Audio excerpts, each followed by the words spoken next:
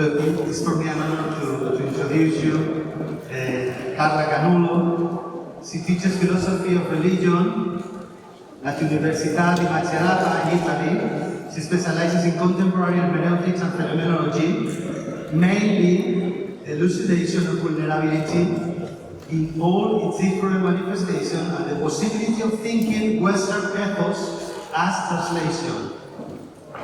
Among her books, we find Mail, Injustificable, Metaphysica. This is nice. I was reading it in English, but it's in Italian.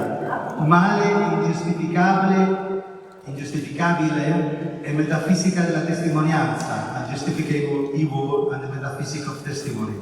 All'estasi della speranza, and questo è bellissimo, come il titolo.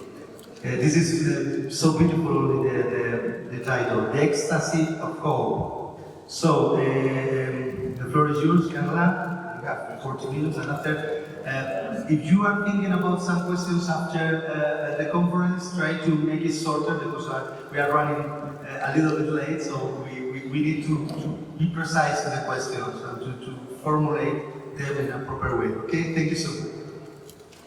Thank you so much for your presentation. Thank you so much, really generous. Thank you so much, Tanya and Gonzalez, for this invitation. It's a really honor for me. And I invite to have this conference. Tanya proposes to consider the images not only considered a sacrificial origin and their consequent problematic status, but also their almost infinite capacity to transform and renewal. In this talk, I will follow this suggestion, assuming that this renewal can happen because we think together with the universe.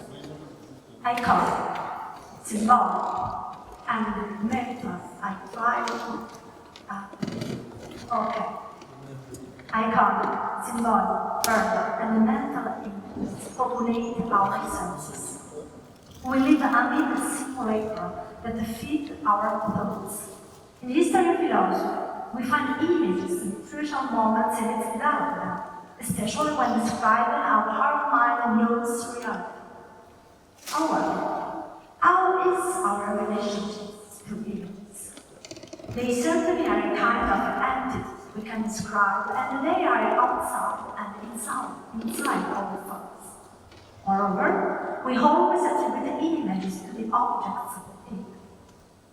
Therefore, it is right to say that we think together with the images, though precisely this together needs to be explained. We can understand this expression, together with, at least in two ways. Thinking through images or thinking into images. In the first sense, together with is the same following an instrumental meaning. When we think, we use images that translate our abstract thoughts into concrete forms. In a second sense, thinking considered with the translation into images, or we think together with images because we are translations of images. What I have just said justifies the fact that we are amid things, or furthermore, that we are together with and within. However, our conference summons us to reflect on the specific truth. I will ask, are we also within the image of truth? René Girard wrote in his book devoted to Shakespeare, "Disorders is the main profession without somehow disintegrated or in the ground." The dramatic process must also unfold under the ruins of some traditional institution no longer able to provide the external mediation for which it was originally intended. I won't expand on this context in which Girard proposed the state, referring to Greece and the tragic choice of the state. Rather, I'm interested in what makes the ruin appeal as such, that the background for which a ruin is, in fact, a ruin. To grasp the meaning of the ruin, I will propose little phenomenology of it. On closer inspection, the ruin appears as a strange and ambiguous phenomenon. because we grasp it as such, not because of what it represents, but because of what we know. We say that the building is a ruin because we know what it used to be, and that, for example, it was already built and well maintained. In this case, the ruin appears as such because of the background it destroyed, and therefore is no more. However, this is only the first step of my phenomenology. If I ask, what do the images we have of ruin give us? I must respond that they give us only what they are, that is, ruins, and not their ground. Thus, while we call them ruins, we also know that they are the rest of something else, as there is the image of what was and is no more. Only what is no longer makes us recognize the ruin as such. However, this is my second step of phenomenology. I'm only partially, what I'm saying is only partially true, since the ruins do not appear as such by referring to the background, but by showing themselves as such.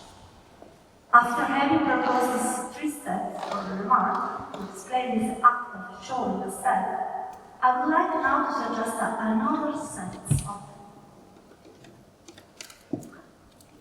We see something and call it a ruin because its image is missing something. In other words, the image of ruin is given as an image of life. It is not given through a comparison of two images, that is, the image of the same thing before and after its ruin. On the contrary, it is given in its own ruin. Therefore, the background of which Girard speaks is not a kind of scene, but it is given with and in their ruin, without condition. But how can something be given totally, even as an image of life? What kind of images are we talking about?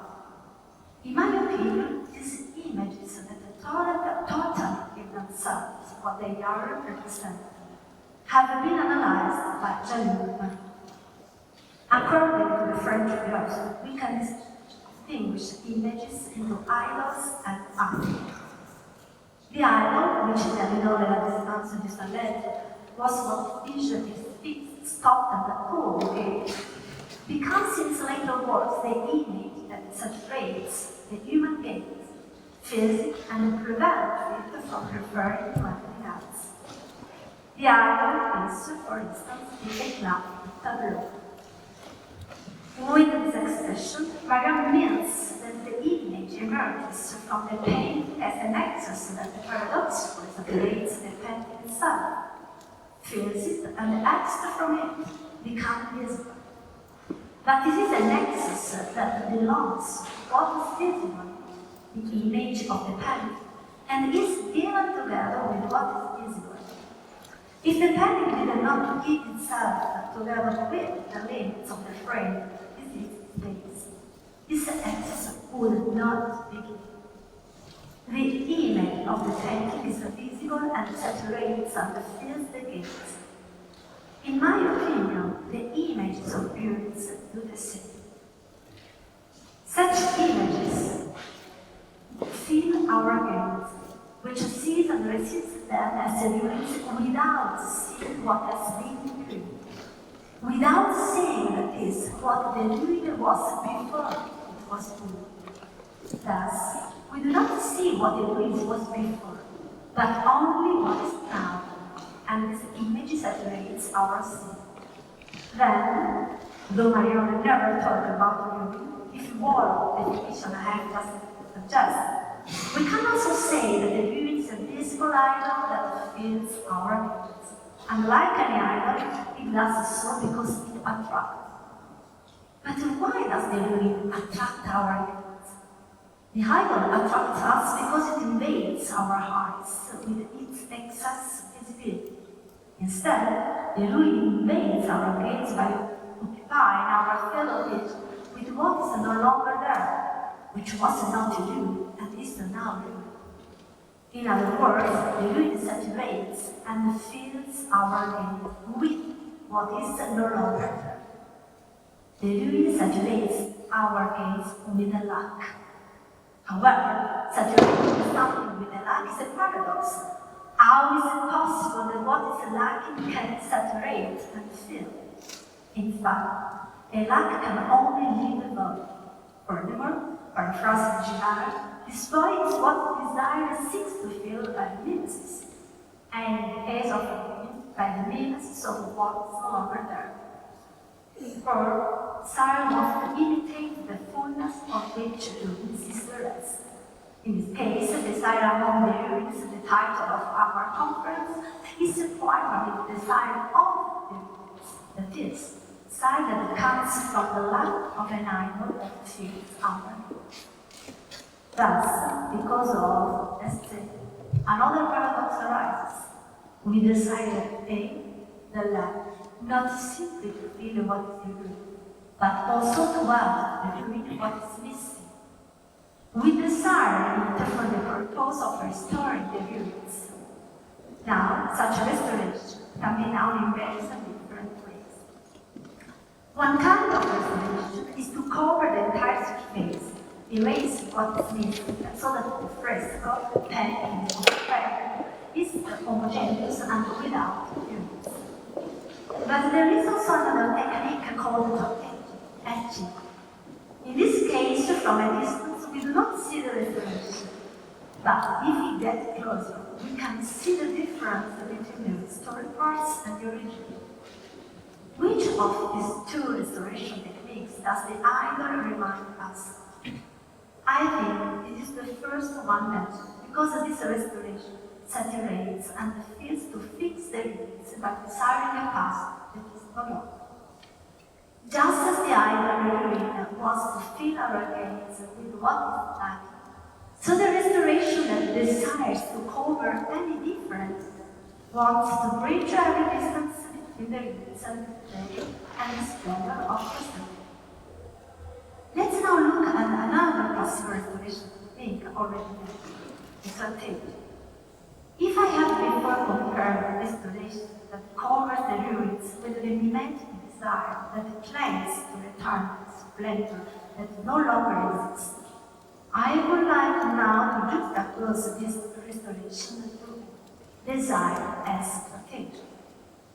By desire as sortation, I mean a desire that, staying in proximity and closeness, makes us aware that we cannot bridge the distance between the ruin and the what we are restoring, because this distance is done by the image of ruin itself. The ruined image would then not be the ruin that fills our gaze with itself, but the pure giving of the images itself. We can interpret the ruin understood in this way through Religion's eye.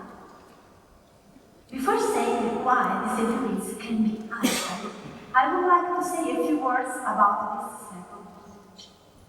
According to Marion, unlike the idol which fixes the gaze on the physical, the icon is just a face that attracts our gaze by following us with the emptiness of its purpose. Since the icon is a face, the center of the face, writes Marion, is fixed in the eyes, in the happiness of the purpose. Here a counter gaze is created. It escapes my gaze and looks at the new target. In fact, it sees me first, because it takes the initiative. The gaze of and the other precisely because it is unseeable, irregular, French, invades the visible. And the icon breaking into the field of our vision creates the paradox of the gaze fixed on. However, speaking of the icon, we have introduced the image of our conference, the ruin. How can we now understand the ruin starting with the icon? In my opinion, these such images, when they are introduced to talk about the ruins and the desire of the ruins, also reveal their profound effects. On one hand, the idol can fall into ruin and then we can decide to imitate what no longer exists.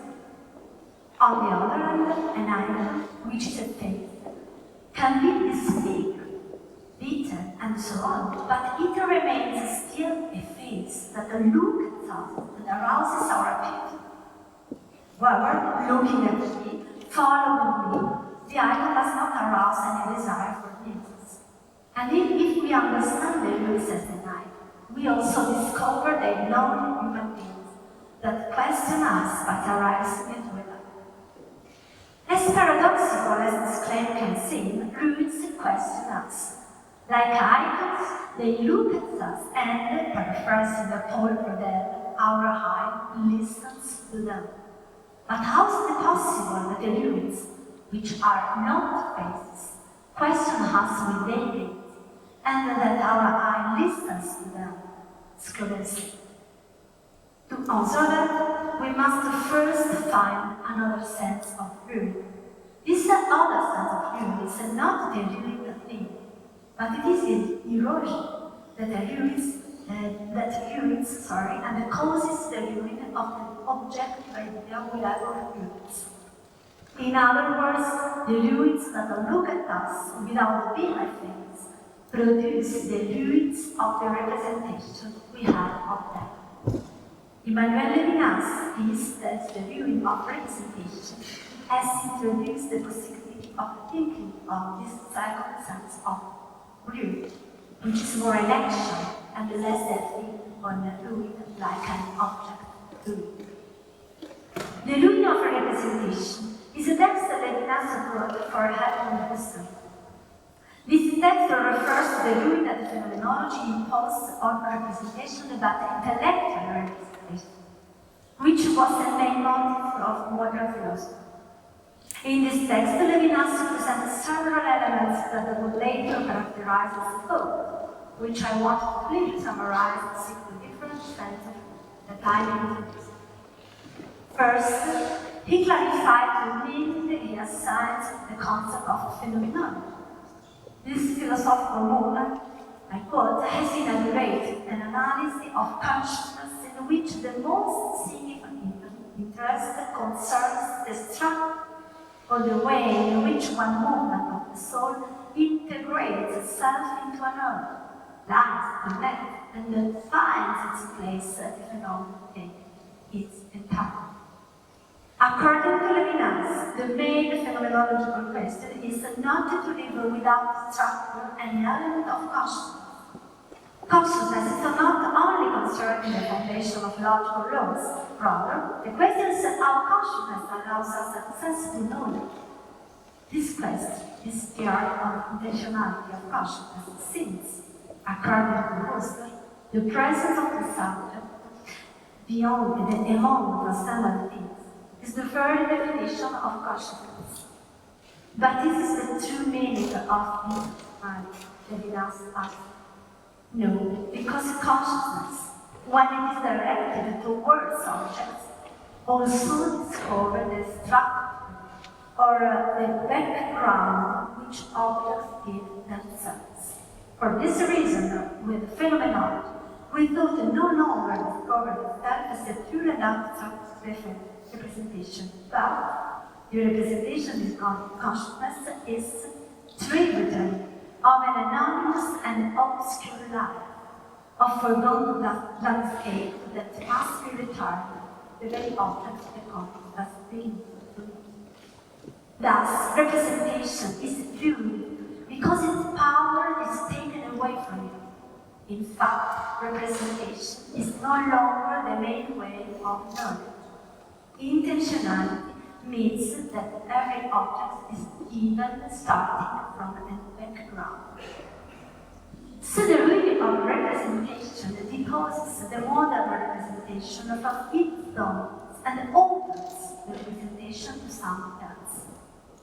Coming to the relationships within this sense of ruin and the icon image, this really discovers that the consciousness has already been placed in an horizon that sees it, and that the precedent choice the consciousness can make regarding her. Like an icon or as an icon, this action of ruin manifests what precedes our gaze and from which we are seen. The ruin as an icon image is not what fills our gaze, rather than what precedes the gaze offered to us, its own horizon. Moreover, this other sense of ruin allows us to discover its link with the Girard and the image of the scapegoat, an image strictly connected with the ruin as such. As an example, I will refer to the function of the scapegoat in crisis. In crisis, social relations crumble and the people are responsible for them. However, I quote Girard, instead of blaming themselves, individuals inevitably tend to blame both sides and the individuals who appear particularly harmful. The persecutors always end up convincing themselves that a small number of individuals, even one, can cause harm to society as a whole, despite its apparent weakness. And the denial of responsibility for crisis is given with the movement of denying one's own responsibility, which leads to the identification of the scapegoat. But how can we explain this? Certainly not by the cause-effect scheme, since the scapegoat itself is not the cause of the crisis. However, there is a constant link between the crisis and the scapegoat, which Girard emphasizes. Then again, how can we understand precisely hence the ruin of representation? Indeed, although the scapegoat is independent of the crisis, it is rejected because it threatens us by preceding us, looking like an icon at us, and questioning us. We are afraid of scapegoat and drive it away because it does not depend on us. We find this scheme in the background of our consciousness, following us, this scheme following us with its disturbing gaze. Thus, I dare to say that just as the gaze of the icon precedes those who look at it, and just as representation is preceded by a horizon of meaning in which we are placed, and from the bottom of which the reflection stands up, so scapegoat, which is identified as the way out of the crisis, does not follow or result from the crisis, but it is the mechanism that, like an eye, precedes it. It precedes the crisis because there is nothing in the objectivity of the crisis that suggests that it is linked. However, in what way does it precede the crisis? And it is the background of it. What we have seen so far can help us to answer the question. Firstly, if the scapegoat is the mechanism whose image sees that representation, it is comparable to the icon and not to the icon. And if it is the case, it does precede us when we attribute the cause of the crisis, consistent concrete fact element. We attribute the cause of the crisis to an element that does not belong to such a crisis. Thirdly, just as from the ruin of the representation emerges the background that precedes the representation itself, in the same way, from the ruin of the representation of the crisis emerges what which lies in the background of the crisis and the social relation. So, this background is what is ruining the crisis and that causes the crisis. This background is the scapegoat. This conclusion, however, only partially exhausts the question we are posing, and from what I just said, another question arises. Indeed, as any representative image emerges from a background that precedes it, and since the scapegoat and the image represent itself, what is the background of scapegoat's image? What is its background? Due to the link between the scapegoat and the sacred that we know thanks to Girard, I think we can say that it is the sacred that lies in the background of the scapegoat. The sacred is the background of. Thus, what emerges in and from this reason is precisely that what ruins the representation of objectivity of images of Christ is the scapegoat's background, but the scapegoat's background is the sin.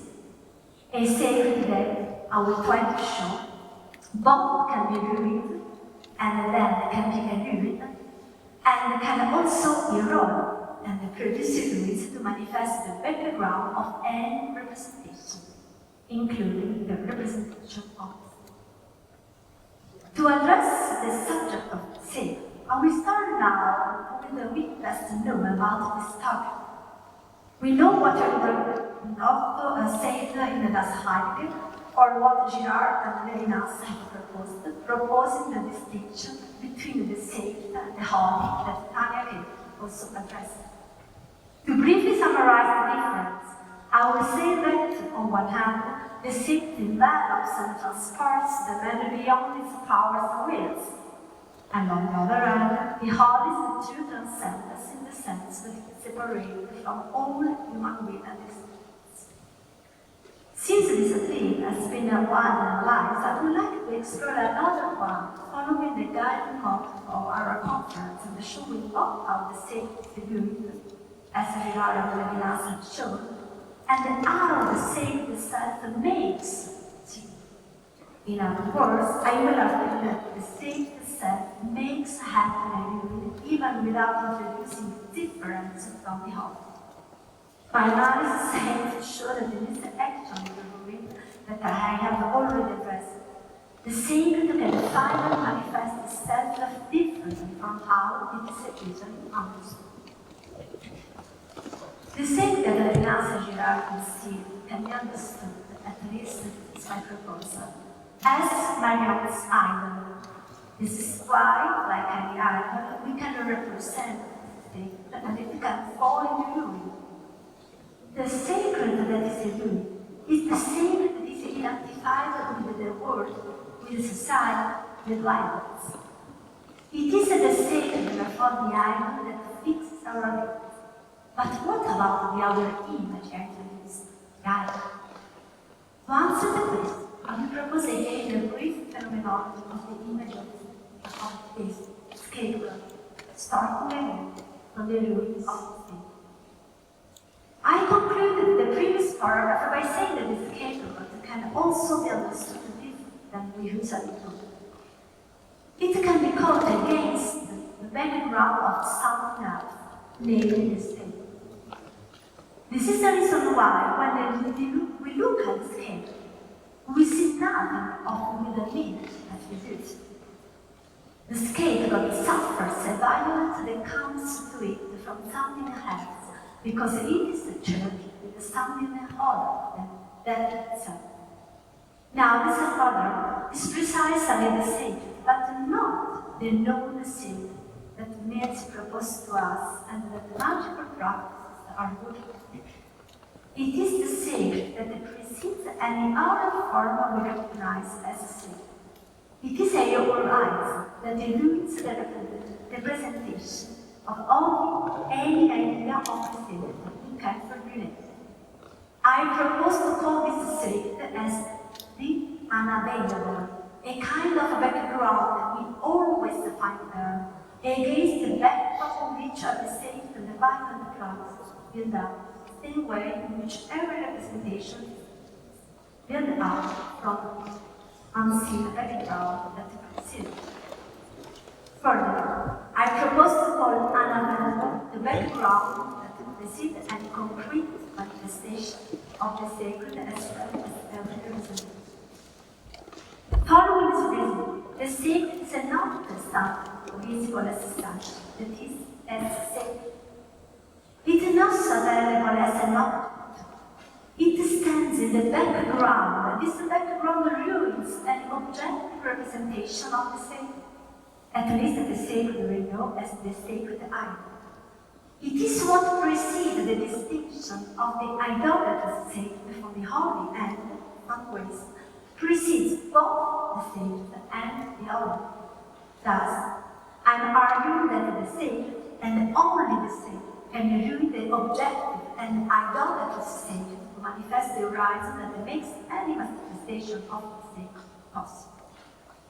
Only the sacred ruins the idolatrous representation of the sacred, because it is its background against which it can be grasped as such, as sacred. Nevertheless, how can this possible? To answer the question, I need to propose a sense of the sacred that is different from the one we usually refer to as such. We needed to see if this other way is possible. Then, another way of the sacred. To do it, I propose to grasp such a sacred in its exact sense, in its essence. I will assume that the sacred is not only the trivial and the or the impure that contaminates, as tradition literally rather than masses on the earth. It is also what appears without manifesting itself, as in the cases where we call sacred the value of life, the given word, the trust that survives despite the crisis we experience. Sacred is also every passion for art and every authentic feeling we experience. When we say that the friendship is sacred, or that something is sacred announced in an image, by sacred we do not mean what religion understands. Rather, we mean that this image of divination should be protected and not desecrated. There is not just one meaning of sacred, and to discover other meanings of it is a worth attempting another way of sacred. Of the sacred inscribed in the lived experiences we live every day. To this, I propose to return once again to Vínolo, this philosopher in the Talmudic reading which touches upon the issues very close to Girard, and which deals precisely with the sacred that he distinguished from the art, speaks of witchcraft as the chaos, if not sister of the sacred. He calls it the maîtresse de l'apparence, the master of appearance. According to Levinas, magic treats the sacred as something to be feared and honored. Furthermore, magic tries to see beyond what is possible to see. It is the curiosity that manifests itself where the eyes should be lowered, the indiscretion about the divine, the insensitivity to mystery, the clarity projected onto what requires and demands shame or modesty, rather to approach. Although the theme of this page is different between the sacred and the holy, Levinas does not speak of this difference, but of the difference between the sacred and holy as opposed to witchcraft. And underlying this difference, Levinas defines witchcraft and the counsel of the sacred, because witchcraft wants to explain and reveal what is required to remain pure, and that demands shame, pudor, or modesty. Nevertheless, how can shame be demanded and thus become manifest? In other words, how does shame, pudor, demand to be recognized? How does it manifest itself? In human beings, shame does not demand anything but makes one feel that the one step before has been taken. It is not a shame that we feel for something we have done, but it is an indefinite feeling that tells us that a distance must be maintained. It is a prohibition to touch into knowledge and seeing. The German philosopher Macerata tells us that shame lies between the psychic and the physical sphere, between the sexual and social sphere. Therefore, shame, the word in German Scham, has an ambiguous nature. It is both a feeling that defends the individual interiority and a feeling that concerns the body. It is a feeling that does not demand something but announces a need, the defense of oneself, the prohibition to its exploitation. Shame protects us from wanting to see too much, but also from desecrating the intimacy we wish to enter. For me, shame is not separate from any visibility, as the holy is. It happens in God. However, it must only concern the God, but also an unknowable and unspeakable dimension of human beings, which is spirit. Shame is the feeling that manifests in us the existence of a thing that should not be profane. And I propose to consider it as another way of the same. It is not the sacred that the history of religions delivered to us, but it is another sacred. It is the sacred causing the ruin of every representation of the objective state, because it precedes every form of state. This is the sacred shame that demands us do not hold on. It is the sacred that demands us to keep a distance because, before knowing the way of it, we feel that something is worth and hold ourselves from profane. It is a threshold that the religions have felt, even before knowing the name of the sacred. One can object the religion precisely because they have also crossed this threshold. As Girard's and Levinas's analysis have highlighted. Nevertheless, this threshold exists and remains such, and it is the horizon against which the sacred allows itself to rest. If the sacred is the threshold that precedes an objective and idolatrous representation of the sacred, even what I have said from the beginning about images is recomposed, thanks to the thread that is unraveled by the rule of representation. Images are always on the threshold between the representation and the reality. They both bring us closer to what they represent, and also they distance us from it. This was my first point. We think together with images, as this threshold connects us with images and distances us from them. Thanks to this closeness and distance, we recognize them as images. Moreover, due to this threshold, we are always inside and outside. In fact, the threshold allows us to enter and exit any place, but as such is neither inside nor outside. It is more simply a line we have perhaps. I propose to call this threshold shade figure and to identify this feeling as the sacred ground that precedes any representation of the sacred and ruins them. Shame does it, and then it ruins an objective representation of the sacred by making us feel that the images are not to be profane, so inviting us to keep our distance from them. And what is true for images is also true for the images of the ruins. Shame puts us at a distance from them and keeps us from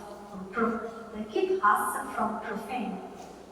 Therefore, we think together the images, and at the same time, we are always at a distance. This distance prevents us from superimposing the images and our representation of them, and makes what the representation, the image cannot grasp.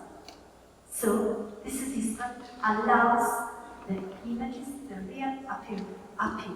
This distance allows the images to appear. This distance announces a surplus that ruins the representation that pretends to know everything. It announces a surplus that manifests itself in the shame we feel in front of the image itself. I propose to understand this surplus as the threshold of the sacred as shame. If only the sacred can ruin the sacred ruins itself as far as it is the shame that preceded any objective standard and that constitutes its right. This shame holds us for profane, from violent and the reality we live in. This shame exerts us both to keep ourselves and others separated and to respect the integrity of what we are in. I call it sacred and not harm because it is not separate. It does not renounce the images, but makes them appear in their true sense. Thanks to the distance it obliges to appear from them, a distance that is missing when one identifies the sacred with the images which purpose. And 5. This is saying that the view is thing. This is saying that it is the horizon that precedes it, also given us another image of ruins. I began a proposal by saying that the ruins is the image of what was in the past and is no longer, and that it is the only what is no longer that makes us recognize the ruin as such. Rather, it is the same, the chain that keeps on the shore of what we know as sacred. In the case of the ruins, the sacred will be what allows us to discern in them what was, what no longer is, placing ourselves between these two dimensions without claiming to cancel one or the other. The sacred is the threshold manifested by the feeling of shame, the threshold that distances us from what remains and that prevents us from profaning what remains because it is no longer what it is. Instead, it makes us look at the ruins with the respect that what is no longer present deserves. If then, on the one hand, the link between the doctrines and the sacred can be denied, as Girard and explained, on the other hand, the sacred is also the horizon of it, among the ruins, stops both the imagined desire and the values that would like to offend them. It can do because sacred allows us to grasp what they were, but without the idolatrous pretension to imitate or restore. Instead, the sacred are proposed invites us to recognize the ruins as an image of life and not of an event. From beginning to beginning, according to beginnings that will have no end. Thank you so much. Grazie.